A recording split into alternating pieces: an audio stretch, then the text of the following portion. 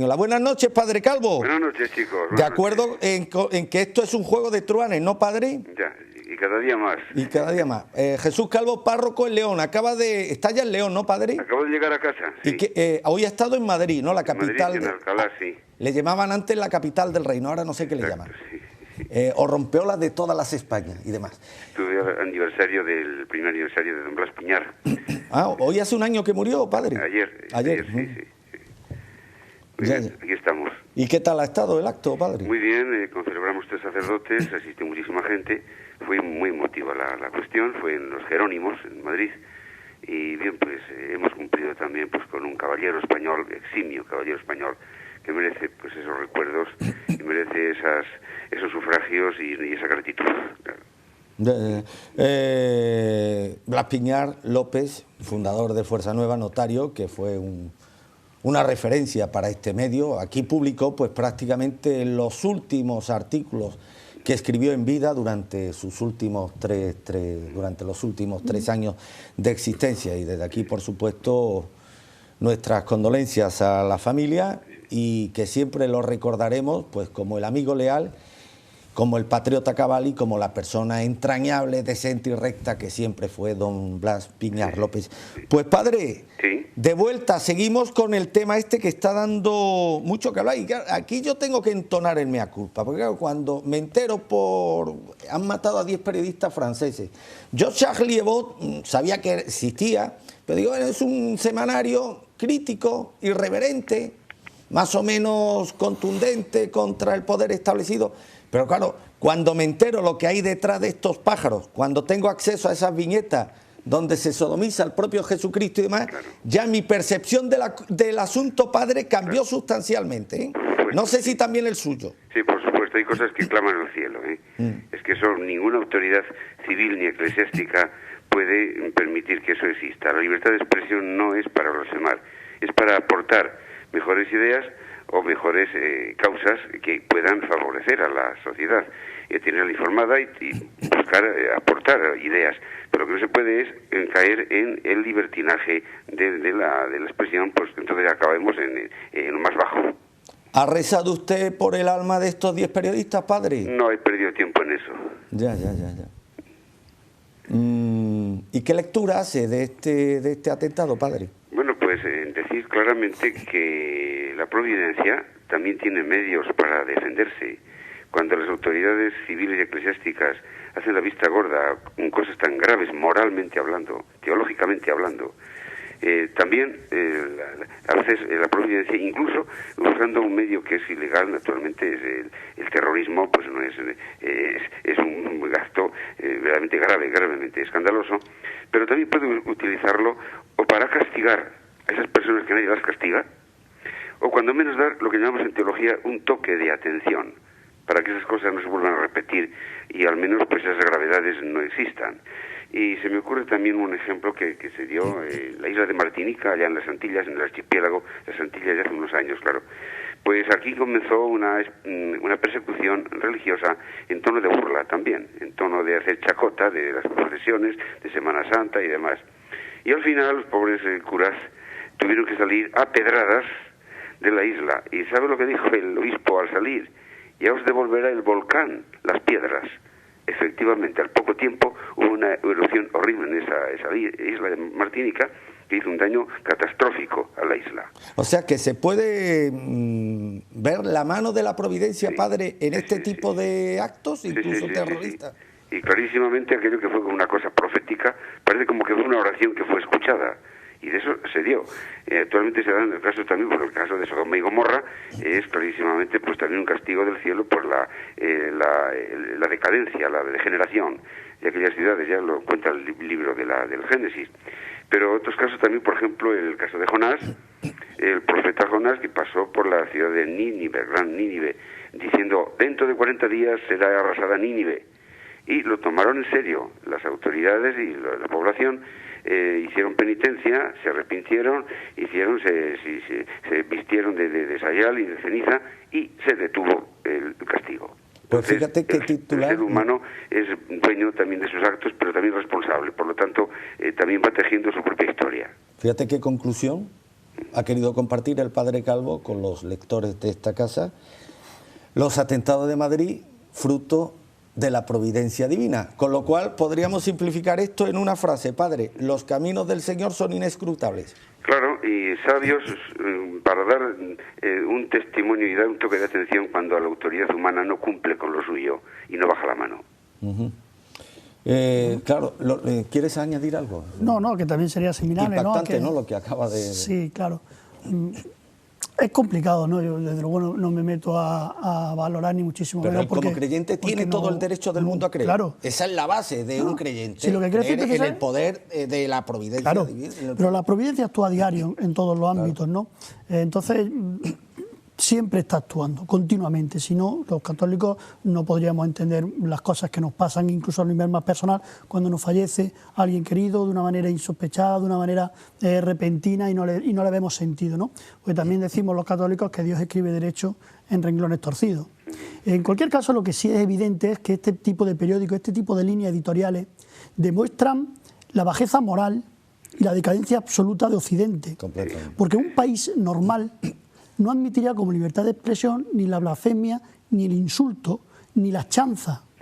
Porque son cosas muy distintas. El que insulta no está amparado por la libertad de expresión, sino que al contrario lo que se le aplica es el Código Penal, como delito o como falta, en virtud del tipo de agresión verbal que haya cometido. Entonces, a este tipo de blasfemos, el problema está en que el derecho, los propios estados, han dejado de ejercer como tales. Desde el momento en el que se permiten este tipo de publicaciones absolutamente blasfemas que atentan contra el derecho a la libertad religiosa. Y yo no amparo al que ha cometido el crimen porque me parece execrable, porque debería de haber acudido al derecho, que es lo que tenemos en Occidente. Posiblemente ellos en sus países estén acostumbrados al ojo por ojo, nosotros no. Tenemos un Estado de Derecho y entonces tendrían que haber acudido a él. El problema está en que el Estado de Derecho no actúa. ¿Cuántas profesiones blasfemas tenemos que soportar aquí en Málaga? Nosotros hace unos años incluso llegamos a escribirle al subdelegado del gobierno en Málaga: oigan, usted no puede amparar, es una procesión que se burla de los claro, y una auténtica provocación que se burla de los sentimientos religiosos de los católicos. Cuando no obtiene ninguna respuesta, llega un momento en el que, claro, evidentemente te cabrea. Pero aún así, yo desde luego no puedo de ninguna manera justificar. Mire, padre, el otro día hice una excepción. En casa, cuando yo no estoy, yo me meto en la televisión no la pongo para nada. Alguna vez para ver algún acontecimiento deportivo, pero muy pocas veces. Pero el otro día me dijeron que un conocido actuaba en la serie esta de La que se avecina. Y por interés, le puedo asegurar, padre, es una serie de Telecinco. Sí. 1 hora y pico que duró el capítulo de la serie, pura blasfemia tras otra. Un ejemplo, además utilizando previamente aspectos fundamentales de la Eucaristía, en plan de chacota, de chance y demás, en una confesión en una iglesia, confesando la mujer al cura su homosexualidad, y ponían un ejemplo muy grave. Es que mire usted, es que Jesucristo decía textualmente en la serie, padre, Jesucristo era también homosexual porque en la última cena todos eran hombres. Y esto se dijo en una serie producida en España, interpretada por actores. Pero padre, es que esa serie estoy convencido que la ven muchos millones de católicos nominales y que incluso les hace gracia ese tipo de comentarios. ¿Qué tengo que decir a todo esto, padre? Que con todos los actos de impudicia que cometen los representantes de este sector del islamismo radical, pero hay que reconocerles una cosa que nosotros no tenemos: amor propio por aquello en lo que ellos creen. Claro. Y llegan al fanatismo de ese, sí. Por lo menos tienen y imponen una forma de Otra respeto. cosa es que establezcamos los límites a los que se pueda o no llegar. Yo le voy a poner un ejemplo. Si alguien habla en presencia mía, si alguien insulta a mi madre en presencia mía, yo le doy con lo que tenga en la mano. Me da igual quién sea, sin reparar en las consecuencias. Es cuestión. Hay otros que no, que admiten a regañadientes o de buen grado que puedan insultar, difamar y demás a sus seres más queridos. Yo le arreo con lo que tenga en la mano, sin reparar en las consecuencias. Hay que establecer también el límite de hasta dónde estamos dispuestos o no a llegar para salvaguardar cosas o símbolos que deberían ser sagrados para los que de verdad se llamen creyentes, padre. Es que además es también el pecado de omisión de haber habido en España películas y teatros blasfemos contra la Santísima Virgen, unos pobres católicos rezando el rosario a la puerta de estas localidades, de estas dependencias, y la jerarquía eclesiástica ha estado ausente de haber denunciado eso que tenía que haber denunciado. Eso también es un pecado de omisión. Y esto de que ya la gente, cuando ya por el hecho de morir ya tienen que ser buenos desde la perspectiva cristiana, pues no, mire usted, nadie desea la muerte de nadie, pero han muerto 10 canallas, padre. Exacto, sí. Y además ocurre otra cosa, los últimos términos, ya desde la filosofía esta kantiana, inmanentista, subjetivista, con eso de acudir al amor, al sentimiento y a la misericordia divina, se nos ha olvidado que Dios es justo, y si no fuese justo no sería Dios.